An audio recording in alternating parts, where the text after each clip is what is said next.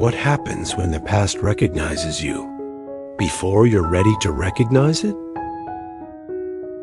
Lucas had been away for years, long enough for seasons to pass unnoticed, long enough for childhood friends to scatter into different cities, different lives, different versions of themselves.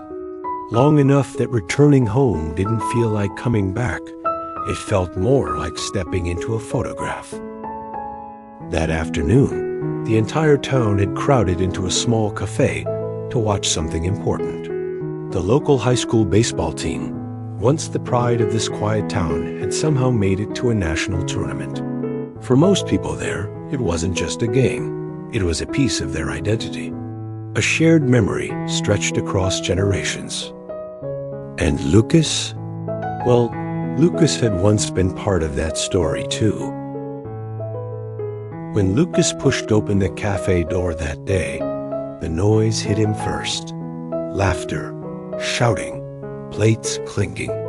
The television in the corner broadcasting the game that had everyone leaning forward in their seats. No one noticed him. Standing there, surrounded by familiar faces that no longer quite belonged to him, Lucas felt something he hadn't expected. Not sadness, not even regret. Just a quiet, uncomfortable realization. He had come home, but somehow he felt like a visitor. And then, from somewhere inside that crowded room, a pair of eyes widened. Someone who recognized him immediately. Someone he hadn't thought about in years. Someone who had once known him better than almost anyone. Kasumi, his old classmate, his first love. And in that fragile moment, amidst the noise of the cafe, a strange question seemed to silently linger between the two of them. After all these years, why now? There is something strangely delicate about running into someone who used to know your younger self. When Kasumi stopped in front of Lucas that afternoon, neither of them spoke right away. Isn't that often how it goes? You rehearse conversations for years in your mind, yet when the moment finally arrives, the only thing left is silence. Kasumi was the first to smile, though it wasn't the loud, easy smile Lucas remembered from their school days. It was softer now, quieter, as if it carried the weight of years neither of them had shared. For Lucas, something strange had happened. A small corner of time had quietly folded in on itself. How many years had it been since he last saw her? 5? 10? Maybe more. Long enough that memories had started to blur around the edges. Yet standing there in front of her, those memories didn't feel blurry anymore. They felt vivid. The awkward walks home after school. The quiet bus stop where students waited under fading sunlight. The strange courage that only teenagers seem to have, when every emotion feels like the most important thing in the world. Kasumi, perhaps she was wondering the same thing Lucas was wondering. Where did that younger version of us go? They stepped outside the cafe after a few minutes. The air outside carried the warmth of late afternoon. Somewhere nearby, cicadas hummed in the trees, the same sound that had filled their summers years ago.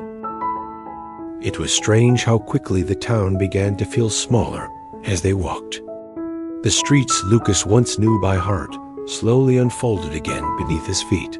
There was the old school gate, still standing exactly where it had always been. There was the narrow path students used to cut across the field, still worn into the grass. And eventually, almost without planning it, they reached the bus stop, the same quiet shelter where they had once spent countless afternoons talking about nothing in particular. Kasumi sat down first, brushing imaginary dust from the wooden bench. Lucas hesitated before sitting beside her. Not because he didn't want to, but because something about the moment felt fragile. As if sitting there might awaken memories neither of them had fully prepared to face. For a while, they spoke about ordinary things. Work, cities, the strange ways adulthood rearranges priorities. But underneath those safe, surface-level conversations, another feeling lingered quietly between them.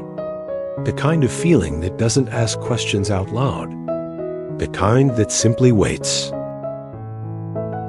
Because sometimes the hardest question to ask someone from your past is also the simplest one. What happened to us?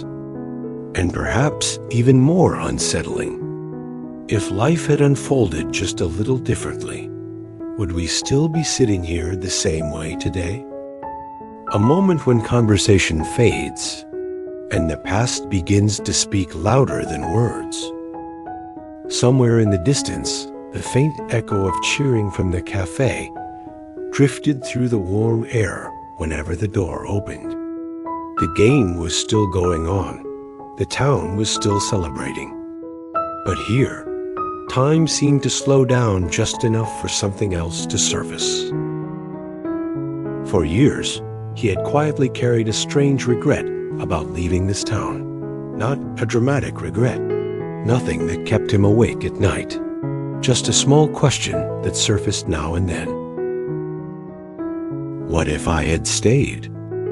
But sitting there now, beside someone who had once been so important to him, Lucas felt something unexpected. The past wasn't asking to be fixed. It wasn't demanding a second chance. It was simply reminding him of who he used to be. Neither of them spoke. And strangely enough, the silence didn't feel uncomfortable anymore. It felt honest. Sometimes we imagine that meeting someone from our past will reopen old stories, that unfinished chapters might somehow continue. But what if that's not the real purpose of these reunions? What if they exist for a different reason? What if certain people return to our lives for just a brief moment? Not to stay, but to remind us that those years were real, that the laughter happened, that the feelings mattered, that the younger version of ourselves, the hopeful, fearless version once existed. Lucas turned toward Kasumi again. Her expression looked peaceful now, almost nostalgic. And suddenly, the thought that had once bothered him for years no longer felt heavy. Because maybe the past wasn't something that needed to be recovered. Maybe it was something that had already done its job. It had shaped them. And now, quietly, it was letting them go. And Lucas would eventually leave too. But the feeling he carried with him was no longer the quiet regret that had followed him for years. It was something gentler, a kind of gratitude, because meeting Kasumi again hadn't changed the past. It hadn't rewritten the choices either of them had made. The years between them still existed exactly as they always had. But the meaning of those years felt different now. When someone from your past suddenly appears again, you don't always have to ask whether things could have been different. Sometimes the better question is gentler. Did that person help you become who you are today? Because if the answer is yes, then perhaps the story was already complete. Not every reunion is meant to last, but every meaningful connection leaves something behind. And sometimes, the greatest gift from the past is simply the reminder that once, in a particular place and time, two people shared something real. And that alone is more than enough.